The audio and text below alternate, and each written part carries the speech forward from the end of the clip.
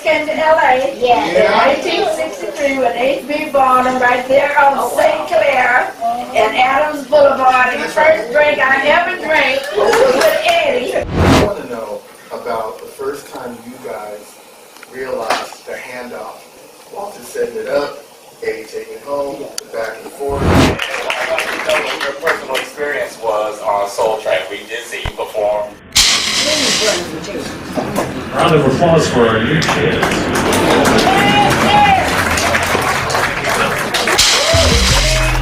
They made their first chart appearance with the song Lonely Drifter in 1963, but reached their greatest level of success once Kenny Gamble and Leon Huff signed them to their Philadelphia International Team in 1972. They emerged at the forefront of Philadelphia soul with Backstabbers.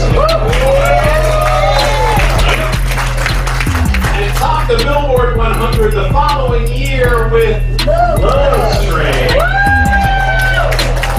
Throughout their remarkable career, they've earned 10 gold albums, 9 platinum albums, and have been inducted into the Vocal Group Hall of Fame. They deserve it. The official R&B Music Hall of Fame. They deserve that too. With the BET Lifetime Achievement Award, and in 2005, inducted into the Rock and Roll Hall of Fame. It's been a few years since you've made a new record. Why was this the time? Why now? Well, it's really, it was instigated, I say instigated, by Mr. Toby Ludwig, our manager, and Mr. Steve Greenberg at S-Curve Records. They just kept telling us over and over again, you guys need to cut a record. You need to look, I know you're still in the business. And so my inner self was telling me that every great artist that I've ever paid any attention to, if they were once at the top of the marketplace, they go back and they do another record and come back and it was sensational. People just went to the store in droves and bought it. That hasn't happened yet.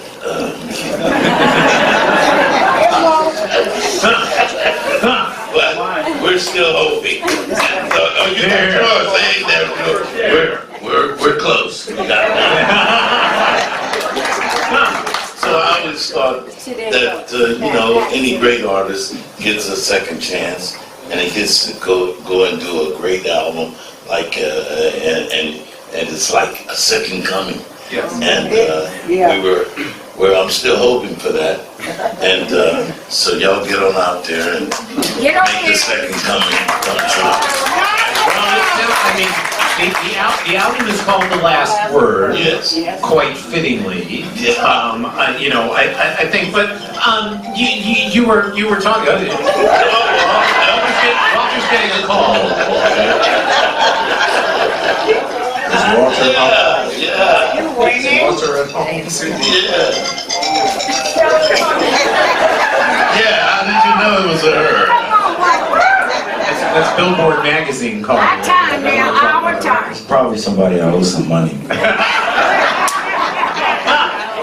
You know, so you were mentioning, you know, kind of, you know, reminding people about the OJs, and you know, we certainly live in a time now where, you know, if it hasn't happened within the last 10 minutes, it sort of doesn't mean It means that you're irrelevant. You're right. You know, exactly. So important for you guys to kind of plant your flag a little bit, even though, as I said, 10 #1 hits and gold records and platinum records and Rock and Roll Hall of Fame inductions. See, those records were hard to come by. Yes, they were. Tell the truth. Everybody gets a rhythm. Everybody gets a blue ribbon, and everybody gets a chance to say, look what I've done. You know what I'm saying? Yeah. Some of those people don't deserve that blue ribbon. Right. And so, back when we were coming up, it's like you knew it was the Spinners when it was the Spinners. You knew it was the Shy-Lights. You knew it was the Temptations. A brand. Yeah, It's about a brand. Well, that's a nice way to put it. Yeah. That's my job here.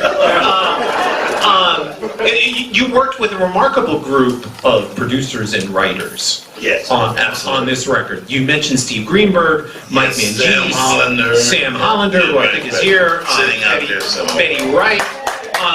Sam, I know.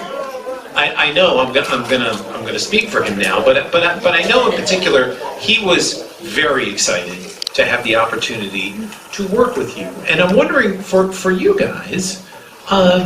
When you end up working with someone who's equally or more excited to be in a studio or be in a writing room with you, how does that energize you? Sam was very special. The way he produces, and certainly the way he produced me, was line for line. I'd never done a song that way. I always would take the song home, learn it, and do what I wanted to do to it. I still got a chance to do that. But he had a way that he wanted me to do that particular song. Yep. And he had his way. But his way was an excellent way of doing the song. Yeah. So in other words, he knew what he was doing. He knew what he wanted, and he got it. Yeah, and kind of building a track, sort of step by step. Yeah. I mean, you guys have been doing this for, I think this is year 61. That's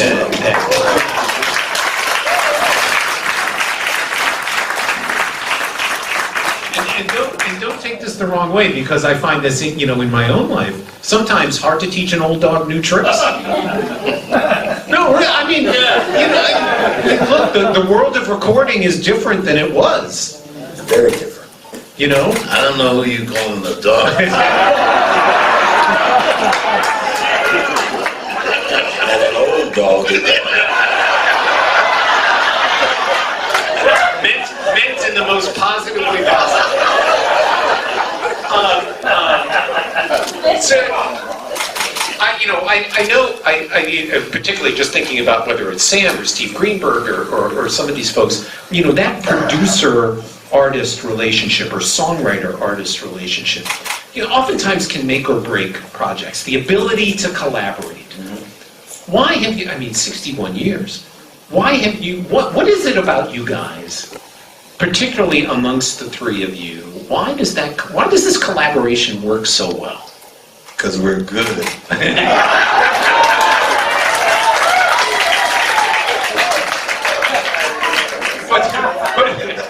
But that's the end result. The good is the end result. What is it about the three of you that makes it work so well? I mean, we got a little hint of that, certainly in the video. I have to tell people all the time that something happens. Something happens from my mouth to the mic to your ears. Something that God gets involved in there, and he twists it up. And when it comes out on the other side, when it gets to them, it becomes something that they can really fall in love with, and they can digest. And that's the amazing part. It's not that you're so much better than anyone else. Right. It's just that something happens between the microphone and their ears. The something he's talking about is what we call it. Yeah. And you guys got it. The it factor. So here's the other thing about OJ's music, and I think this comes out very strongly on the new record, as well as going back into your career, is that you managed to do something remarkable in that you got people up on the dance floor, no question about it, every time, but you also got people thinking.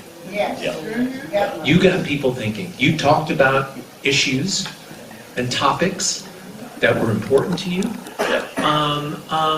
Why take that approach?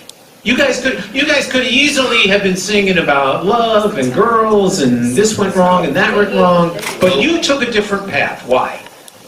We did sing about girls.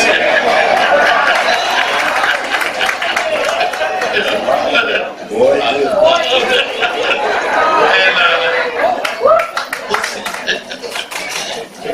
But you know what I mean. I'm socially conscious. Yes. You're in the world. You're part of what goes on every day, and everybody the same thing goes on. That goes on for them goes on for me, and I just wanted, to me, trying to relate to them and let them know that we are experiencing the same thing that you're experiencing, and we want the same thing that you want. We want a happy world. We want a world where everybody gets along. We want a world where everybody is making money, everybody is able to take care of their family and do certain things. So we want to make them aware that we are aware of that. And here's how we think you should do it. Here's how we're going to go about and try to do it. I hope that makes sense. So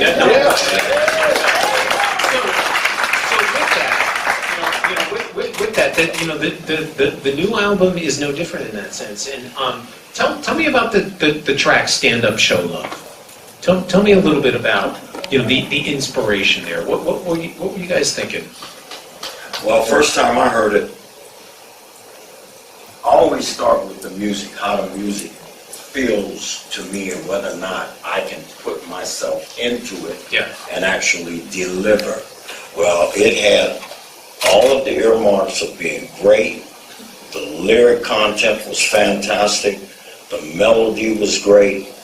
And so it'll intimidate you a little bit because it's a big horse and you have to ride it. So I fell in love with the song from first hearing it, and the key was really high. I mean, it's flying with the angels, and I'm wondering, can I get up there? They made my job easy. I sang the low verses, and they put Mighty Mouse on the big stuff. And it worked out perfect. It sure did. Let's listen to a little bit of "Stand Up, Show Love."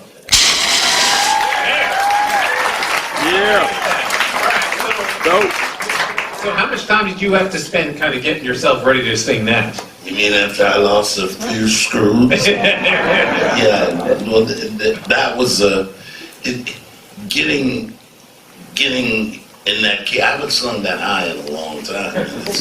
That's like back when 1972, when I was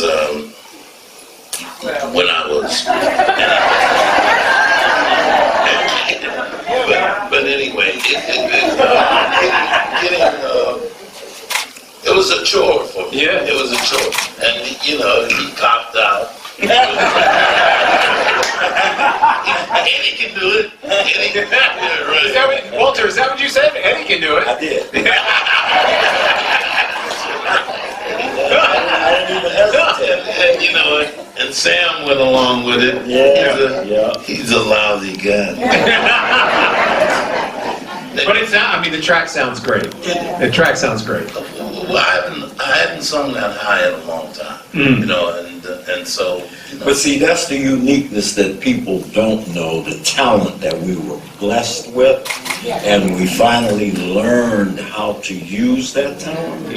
And so that's why a lot of people don't know that he has that natural high tenor voice. I was blessed with 5 octaves. I can sing very low, I can sing very high, but in a falsetto. Right. That completed us. That's what I have to be good to compete with this guy. Because he's got that smooth, mellow sound, and it's really and it resonates really good. He's got a very clear voice. He's one of the best I know but so I have to be great. So, you also on the new record, you guys also go back. You go back a little bit here. I'll Be Sweeter Tomorrow. Yeah. Than I was saying, arguably one of the best titles in R&B, by the way. What made you want to take that on again and reimagine it? I didn't want to take it on. You didn't?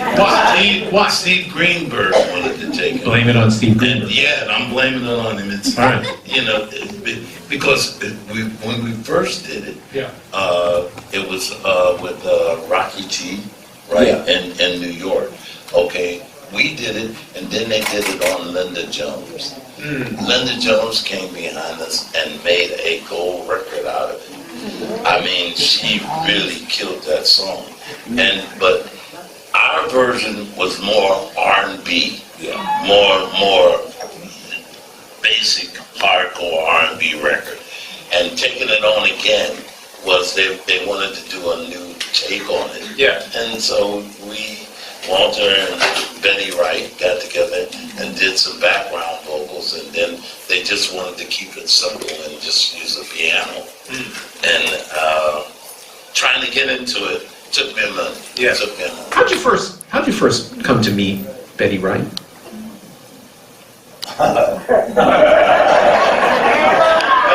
Betty, on personal appearances, Betty is a great performer herself, and she's also a great writer. And we used to do a lot of dates with her, and we did a date down in Florida at the Marco Polo, and we were playing there on a New Year's Eve, and you heard Clean Up Woman, and you heard some other stuff. Okay, so we're on the show, and she's opening up for us, and she gets to Clean Up Woman, and she's killing the audience. The audience is just going crazy, and we're in the back talking about, what the hell is that? She made us aware of who Betty Wright was that night. She was a heck of a performer, and then working with her from this angle as far as producer and writer was a whole nother adventure. Never knew her from that side, but she knows what she's doing. Yeah, and on this record in particular, there's the song Above the Law. Yeah. Which, is kind of if there's a path the OJs followed, it's this kind of song. In that you're talking about social inequality, greed, and corrupt politicians, and all these kinds of things wrapped into this, this R&B thing. Tell me about how the track developed. Tell me about the song. I only know it from a standpoint of the track had already been put together. She taught me the melody and basically how she wanted me to sing it as far as expressing it. Yeah. Very well written, lyrically solid, saying things that I actually wanted to say. And so it was easy for me to sing this song and give her what she wanted. And she knew what she wanted. And again, being a great producer as well as a great writer, and all of the parts that she asked me to sing, she sung them for me first. Showed me exactly what she wanted. Right. And so it was easy. Right. I enjoyed it. Great Yeah, direction. I mean, this is really it's a plea for understanding. At a time when this is sorely needed. Let's listen to a little bit of Above the Law.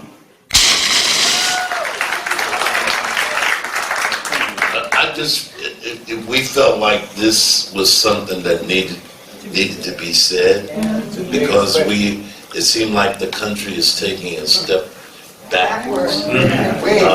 Like they're not trying to change anything, not trying to be boycotting and marching and all of that, but just making people aware of what's going on and what's been going on, and why do you want to go back there and do that again? Why do you think so we have to make them aware, to just put it out there, making you aware of where we're going, that we've done this already. Why are we going to do it again? And who's going to stand for that? You know, Walter, you've talked about being vigilant. You know, the idea of vigilance, the idea of participating and voting, and the importance of those kinds of things. Why is that important to you? It's important to me because everyone needs to get involved. Everybody needs to express themselves and participate in making change if it's possible. And it is possible if you know the facts, and certainly you have your own opinion about things, and so you should get out and express that by voting your votes.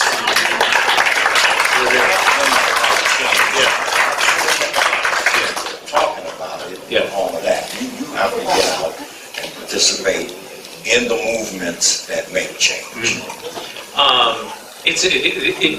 We could spend the rest of the time talking about the record, but I do want to kind of go back a little bit, all the way back to Canton, Ohio.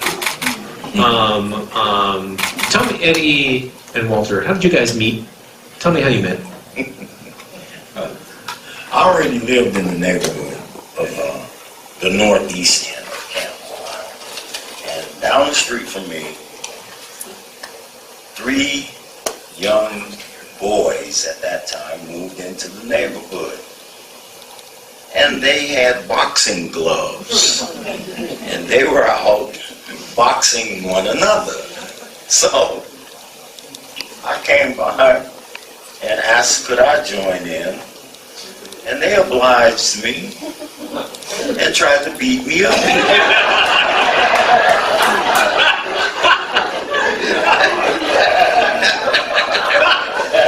He did it. And so we became friends. I think I may have been 7 or 8 years old. Right. When did you first sing together? Not too long after that, because we sang gospel. Well, you sang in the church, right? Right. Your father. Yeah. Tell me about your father. Oh, yeah. He was a deacon. He was a choir director. About that guy. and he was a micromanager. he wanted hands in and on everything. So he had us in the junior choir, and he had us singing and teaching us and all about harmonies and how to deliver a song. Mr. Eddie here, he wanted to do all of his great stuff in the first verse.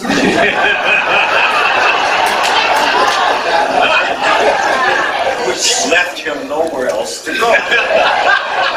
So the old man told him he had to calm down. You're building a house. So you establish the foundation first. A solid foundation so that the house don't cave in on you. And so he taught him that much about how to start a song off and then get to the second verse, and then you embellish going out, giving all your great stuff on the way out. I still use it now. It still applies. Works, yeah. It still applies. It still works. Him and we had 2 German teachers. Yeah. The Lashes. Sisters. From Germany, and they were our 3rd grade teachers. And they were like this. Okay, from the diaphragm. You didn't do it? From the diaphragm.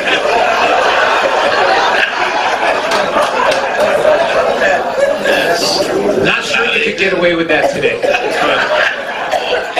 And if you didn't do it, she'd just be punching you in the belly.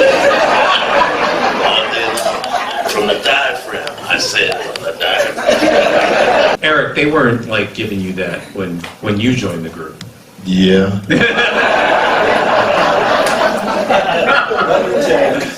Nothing changed. So the first group you guys were in, the Triumphs. Tell me, what was the repertoire? What were you singing in the Triumphs? We mostly were trying to do pop music. We were doing stuff like by Little Anthony Imperials. We were doing anything that was on the charts. We were that's how we came up with that song Lonely Drifter. That was one of our, because we were big fans of the Drifters. Okay. And This Magic Moment, that Great song. intro on that song, we would go to the bar and we would put quarters in just to hear that. That's great. Yeah. That to us, me and him, we'd be just playing this record over and over again just because of those strings. And it was like, it had us mesmerized. We were caught up every day. We went to the bar and played that song. And then we started writing this song, Lonely Drifter. Yeah. By the way, This Magic Moment, written by the great Doc Promise. Yes, absolutely. If I'm right about that. Absolutely. Terrific. Yeah. Tell me about, there was a club in Canton, the Baby Grand. Tell me about playing the Baby Grand.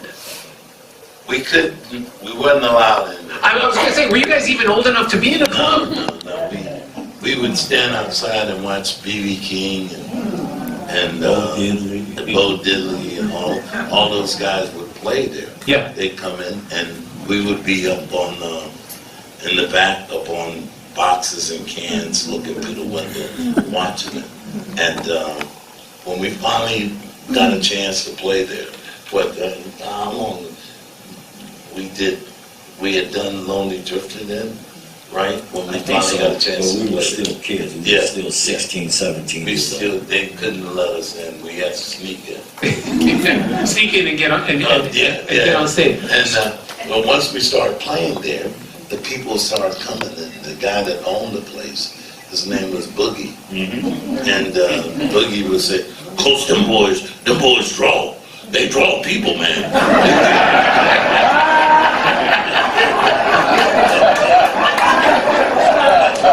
The seated maybe 350 people. Right. But we packed it out every night on the weekend. Yeah. And so, At 16, 17 years old. Yeah. Proving once again, if you can draw, they'll figure out a way. They'll figure out a way to get you. good point. Tell me about, so there, obviously there's an incredibly important person named Eddie O.J. Yeah. Tell me about meeting Eddie O.J. Who was he? Eddie O.J. was a disc jockey in Cleveland. We would come to Cleveland after having our first album out. We were taken to King Records in Cincinnati. Sid Nathan. He didn't like our name Triumphs. He wanted a 2-syllable name. So he named us the Mascots. And we recorded a lot of things that we had written, Lonely Rain, and the record that they were going to put out, Eddie wrote it, called Do the Wiggle.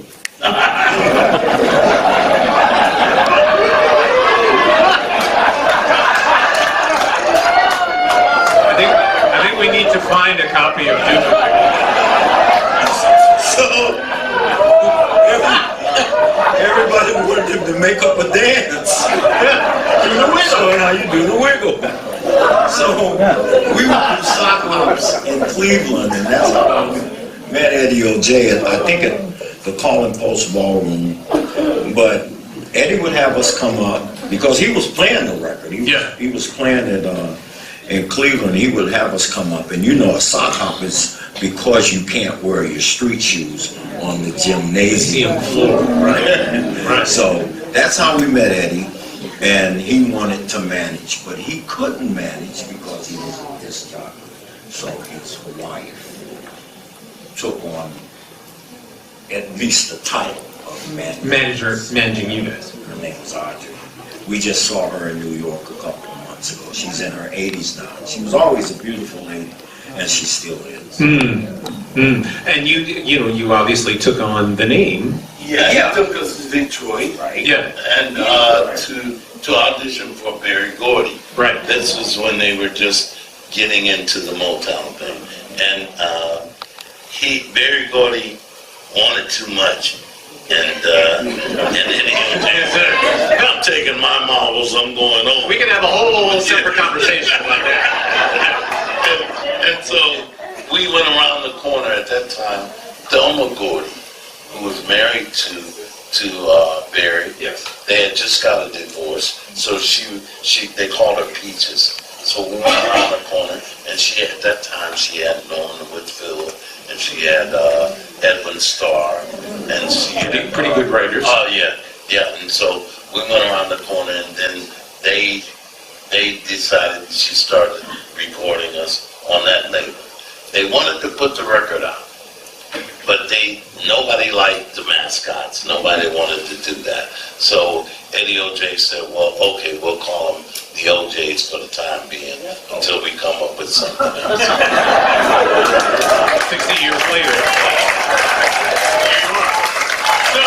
So 1965, for Imperial Records, you guys record Lipstick Traces on a cigarette.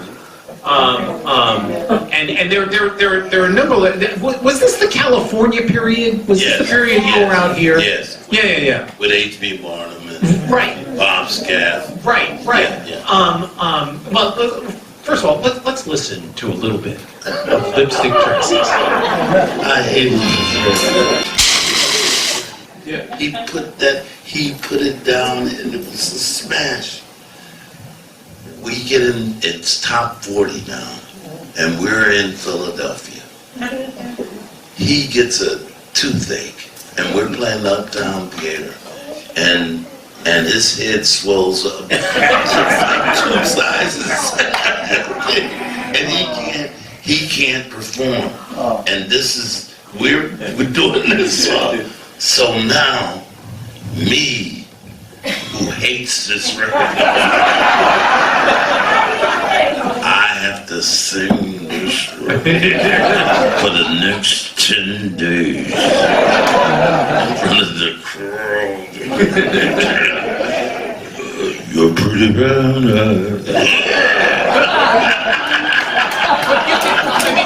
The amazing thing is when you listen to this, you can really hear that sort of California kind of, Beach Boys, Janet Dean kind of thing going on. Tommy LaPuma. Well, and I have to ask you, this is the Tommy LaPuma we all know, right? The jazz record. Benson and all that great stuff.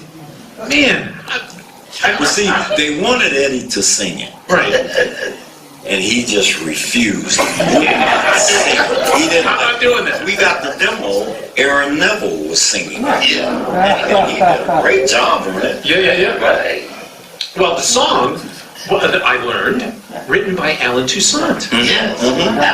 By the way, under the pseudonym, and I love this, the name he used to write the song, Naomi Neville. How great is that? Did you ever get to meet Alan Toussaint? Did you meet him? Yeah. Well, just a remarkable talent. But I mean, we're laughing now, but honestly, during the course of your career, it wasn't exactly easy. You guys, you left Canton, Ohio, and you went to Cincinnati, and you came out here, and there was Detroit at one point, and yes, you had some hits. Yes. But you guys were not necessarily not diminishing anything you did, but you weren't exactly killing it. No. And trying to find your way was not simple. We were a pop group before we were R&B. We were doing dates with the Beach Boys. We were doing dates with the Dave Clark Five, Sonny and Cher. How about some of those names, by the way? Oh yeah, the Cinnamon Cinders. Yeah. With Bob Eubanks and Wink Martindale. And all.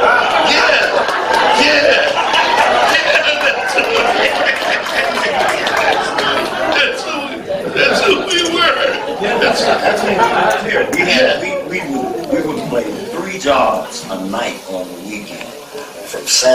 to Santa Monica to San Pedro. Every weekend. Right. With the Beach Boys, with Jan and Dean. With what's his name, Johnny Crawford. Right. Were you doing different brothers? different sets for different audiences? Like one audience would be pop, one audience might be R&B. No, we were pop. All pop. We were all pop. We thought it was a blessing to work the nightlife or the California Club. And I'm going way back into the 60s. Yeah. We felt like that was a come up. We're playing the California Club. We're playing the nightlife. Oh, we're gonna be in front of real people.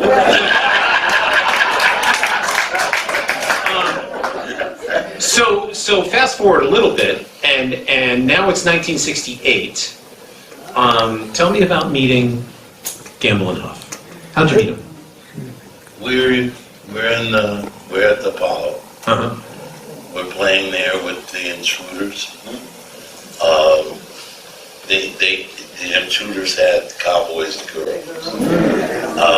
We're still doing Look Over Your Shoulder, obviously tomorrow, and those kind of things. I Dig Your Act. We're doing those kind of things that we've done early with Rocky G and George Kerr. So they come up to see the Intruders, and the Intruders introduce us to Gamble and Huff. They like our act, they liked our vocals, and they said, well, we would love to sign you guys.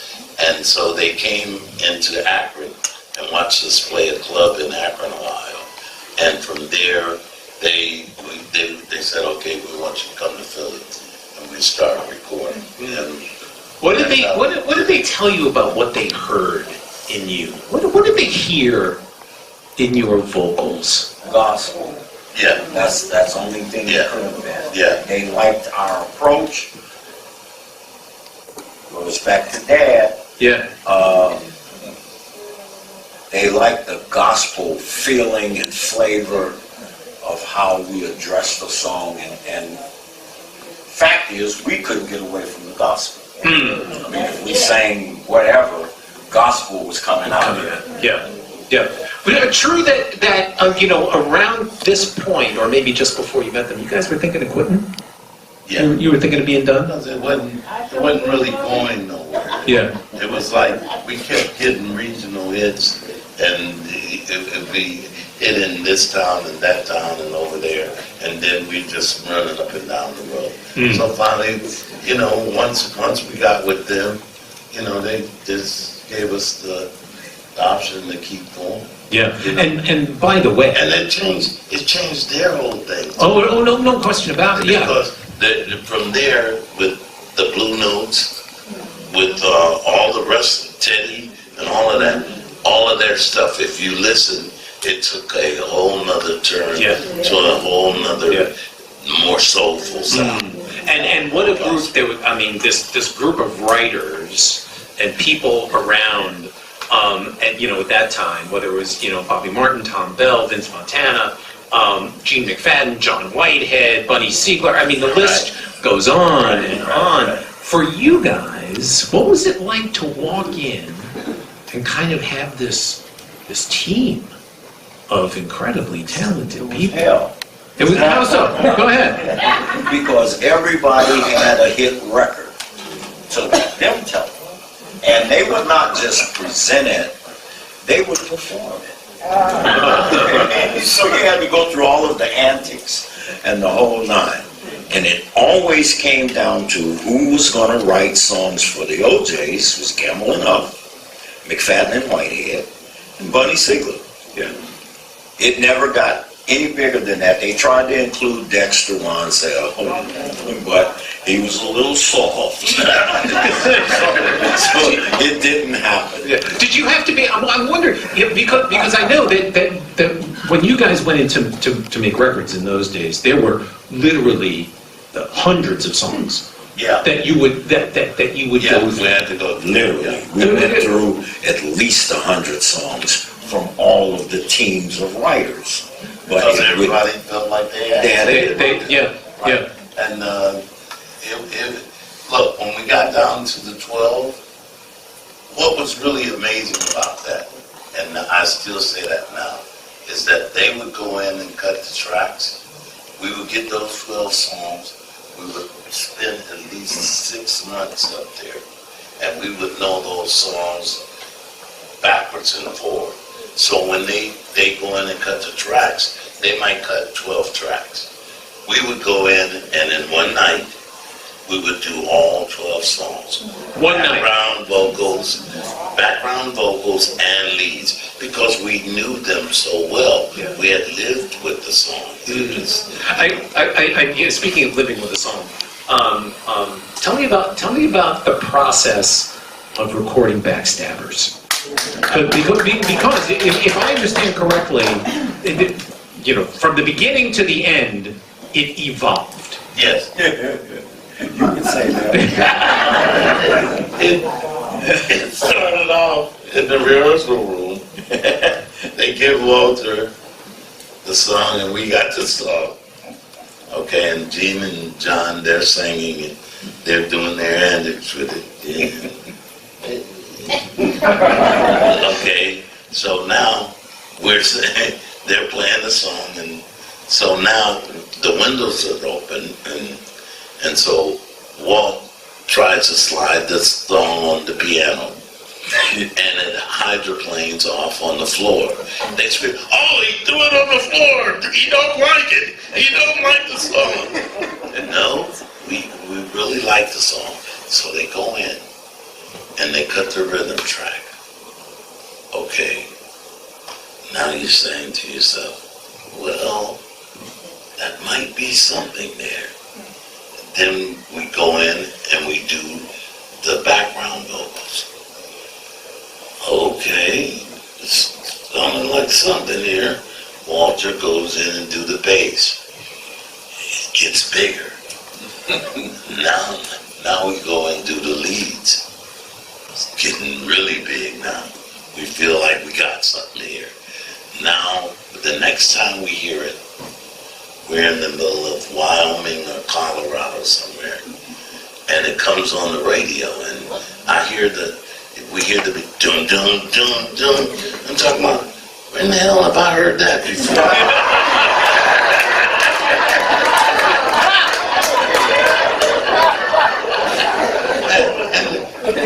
Because I hadn't heard the strings and all of that stuff. So then it comes in with the string, and then they say, what they do? Yo, that's us! We gotta get records, man! With that perfect introduction, let's listen to a little of Backstab.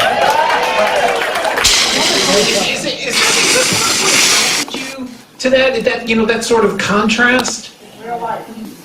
It was a thing that let you know in my heart, we knew that we had finally arrived and done something that was really great. And it had to be, particularly as we said, having gone through the all of the things that you went through, all of the travel. We haven't even touched on the unfortunate history of the music business in terms of stealing writing credits, and all of those kinds of things which you guys experienced.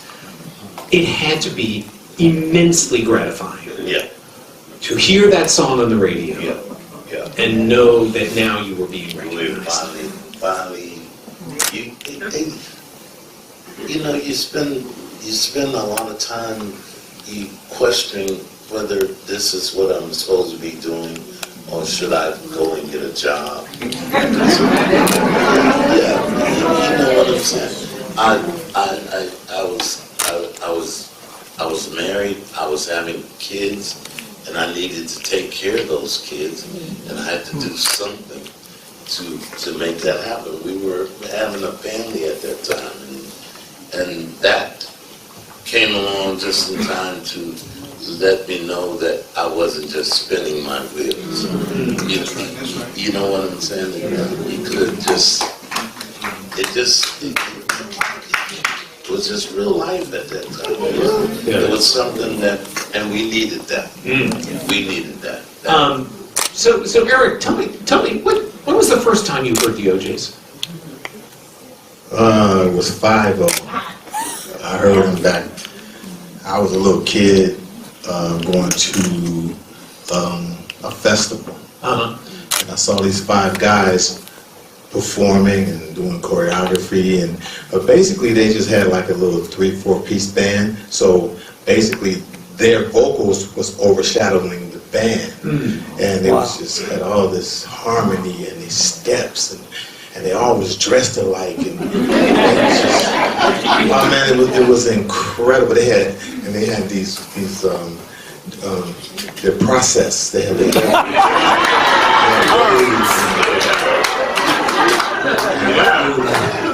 I knew right then that's what I wanted to do.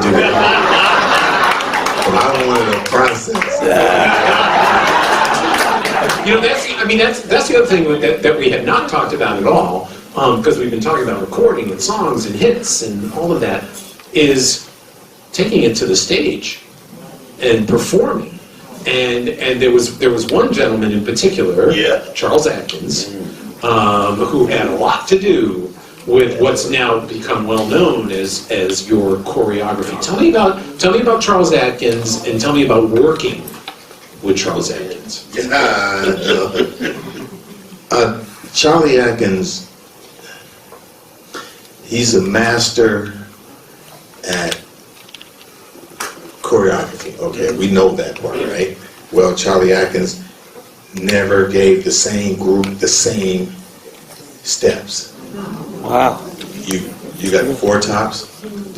Because all they had was that.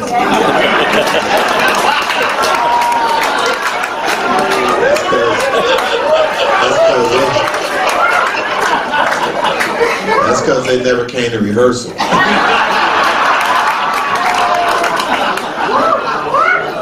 Temptations and Attempts. Their choreography was basically 1, 2, 3, 4. 1, 2, 3, 4. Because that's what they could do. Yeah. The OJs, Charlie Atkins made sure that ours was inside the music. All our choreography is inside the music at a 45-degree angle. He's a tap dancer. So if you see us out there to y'all, it looks like we're doing shoot that like that, right? Yeah. But that's not really the choreography. The choreography is heel. That's what we're doing. But it looks like this because he's a choreography. Yeah. I mean, you know, he teaches us angles to the fact that these knees, they hurt.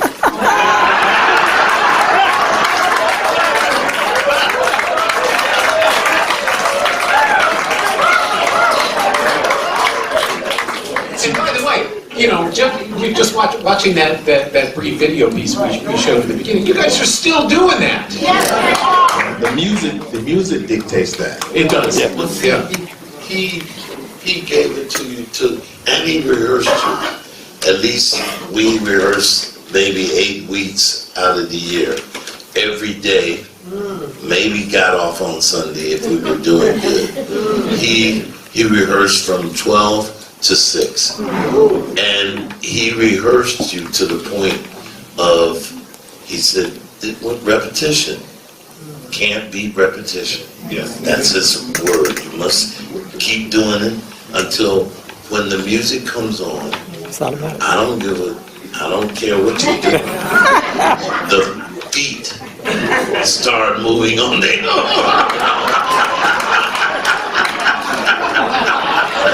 Yeah, that's how long he rehearsed you, until they start doing what they're supposed to do without you even unconsciously. You're doing that step, and you're saying, Jesus Christ, man, you're killing me. But now it's in your DNA. Yeah. I mean, you got it. You got it. Yeah. You got it. So his point was, you get a hit record, you can work that hit record for at least a good 3 years. But if I give you a hit act, you can work it as long as you want. What Words to live by. Words to live by. So there's a track on Backstabbers, 992 arguments. I mean, it's amazing on a lot of levels. The production on this song is ridiculous. So can we listen to just a little bit of 992 arguments?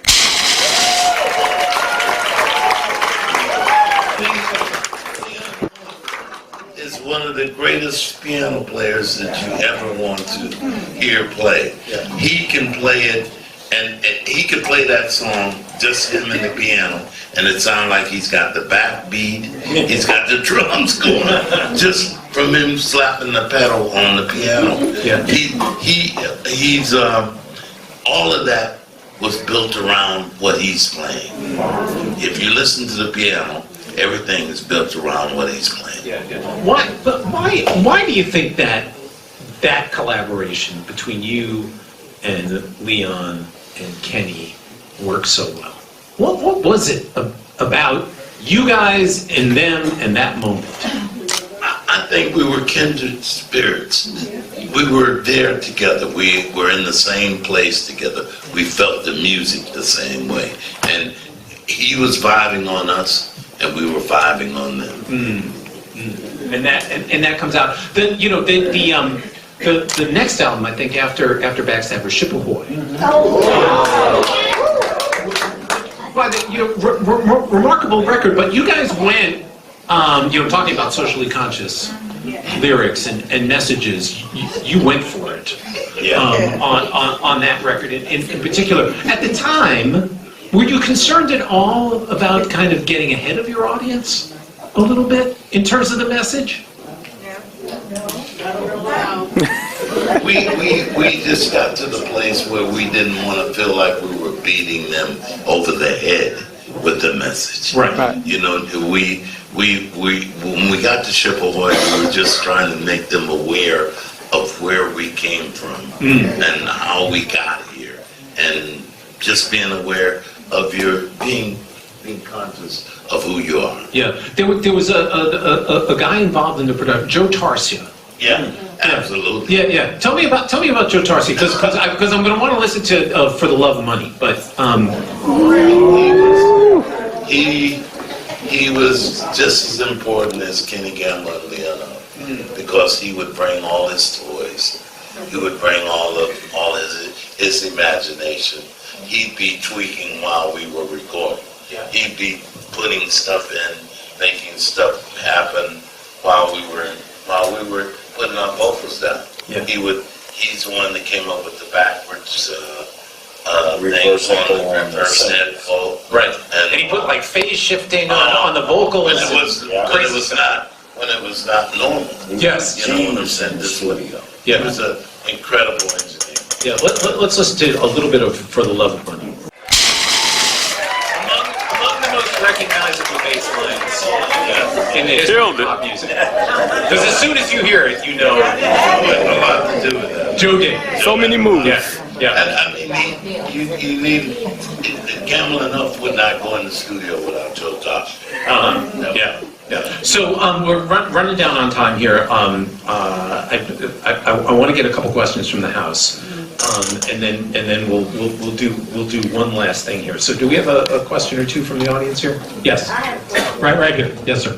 First of all, Can you stand up? let me say Scott Galloway. I want to, you guys are so remarkable.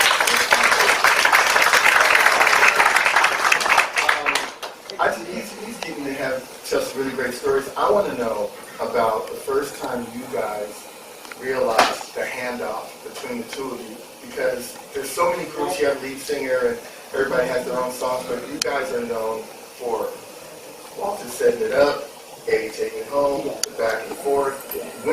I want to know when you guys realized that, whoa, we got something here. Remember that moment? Said that.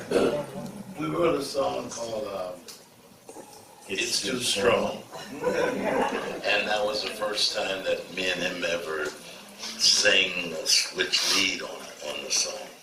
And we took it to Gamble and Huff, and that's the map they use to write all the rest of their stuff from that. That's how they got to the thing that we do now. Thank you. In the back, yes, sir. Right there. My name is Mark Starr, original Soul Train dancer from the 70s. Hey. I'd like to know what your personal experience was on Soul Train. We did see you perform. Yes. And there's a group of us here. We were lucky enough a few years ago before he passed away to have Don Cornelius here, which was remarkable. Tell me about your experience on Soul Train. Yeah, that's what we want to know. Look, we started out with him in Chicago, and that what was that building? That I don't know, but the room was this big. yeah, and he had all these kids in there, and we started out with him there, and then he moved out here to California, and Don would literally, whenever we came in town, he would literally sit in the lobby. Are you guys gonna come and do our show? And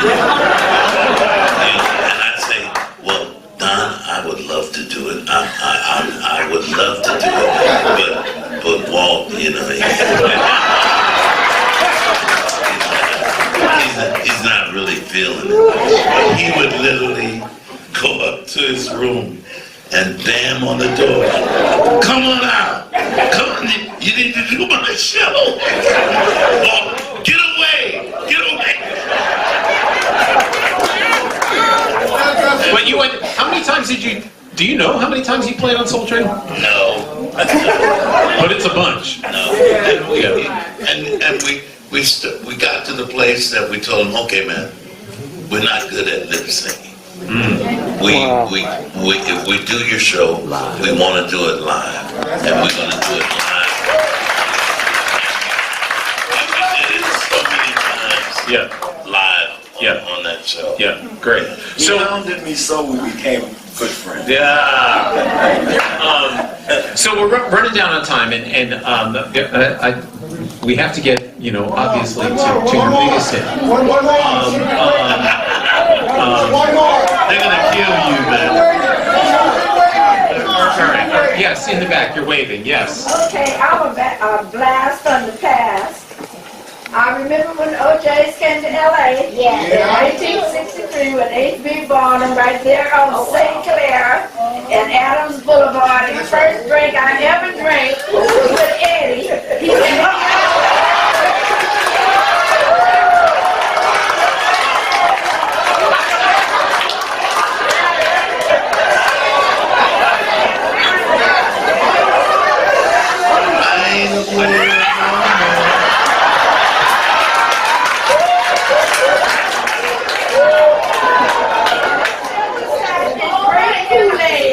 that's what it was, silver satin, great Kool-Aid.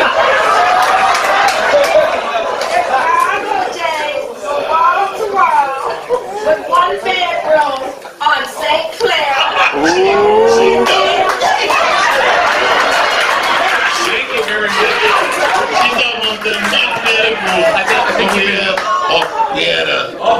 It was 5 of us in one apartment. Yeah. And we only had one bedroom. But what we did in the bedroom, we took all the mattresses and put them all the way across the wall. So when you came through the door, you were automatically in the bedroom.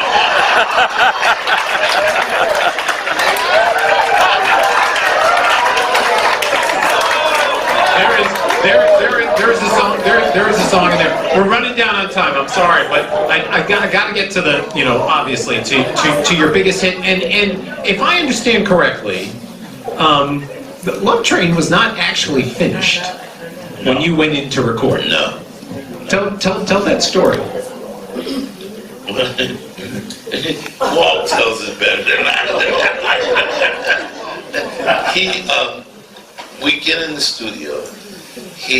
All he had was a sing-along, and but nobody in that whole room thought that song was going to be as big as it was. And so we're sitting there, and he's saying, "Well, we need to come up with lyric." And so we're wrestling with the lyric, and he says, "All you brothers over in Africa, all you tell all the folks in Egypt and Israel to, come on in, Walt. Go ahead, put it down. So we did that literally verse as he wrote it. We would go in and do the verse and keep going. And to this day, that is the biggest record that we ever made. And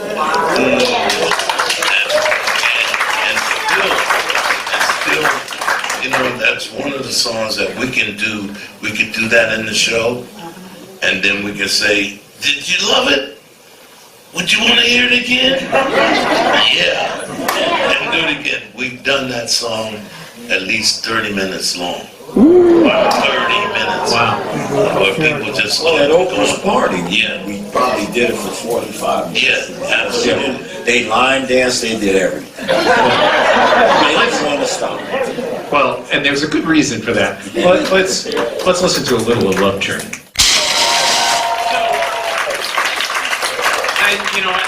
I mentioned in the open, R&B Hall of Fame, Vocal Group Hall of Fame, BET Lifetime Achievement Award, Rock and Roll Hall of Fame.